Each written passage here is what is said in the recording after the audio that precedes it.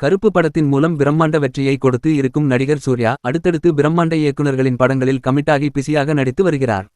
அந்த வகையில் ரோமாஞ்சம், ஆவேசம் போன்ற மலையாள பிளாக்பஸ்டர் படங்களை இயக்கி ஜித்து மாதவன் இயக்கத்தில் சூர்யா தனது 47வது திரைப்படத்தில் நடித்து வருகிறார். தற்காலிகமாக இந்த படத்திற்கு சூர்யா 47 என பெயரிடப்பட்டுள்ளது. இந்த படம் குறித்த அதிரடி டைட்டில் ஒன்று தற்போது லீக்காகி சமூக வலைத்தளங்களில் ட்ரெண்டாகி வருகிறது. சூர்யா மற்றும் ஜோதிகாவின் சொந்த தயாரிப்பு நிறுவனமான ரகரம் ஸ்டுடியோஸ் நிறுவனம் தயாரிப்பில் உருவாகும் இத்திரைப்படத்தின் முதற்கட்ட படப்பிடிப்பு கடந்த 2025 டிசம்பர் மாதம் பூஜையுடன் தொடங்கியது. இந்த படத்தில் மலையாள நடிகர் மோகன்லால் ஒரு முக்கிய கதாபாத்திரத்தில் நடிக்கிறார் என்று தகவல் பரவியது. இதற்கு விளக்கம் அளித்த இயக்குனர் ஜித்து மாதவன் இந்த படத்தில் மோகன்லால் நடிக்கவில்லை என்று வதந்திக்கு முற்றுப்புள்ளி வைத்துள்ளார். இந்த படம் மலையாள பின்னணி இல்லாமல் தமிழ் உணர்வோடு ஒரு பக்கா ஆக்ஷன் கலந்த காமெடி திரைப்படமாக உருவாகி வருகிறது.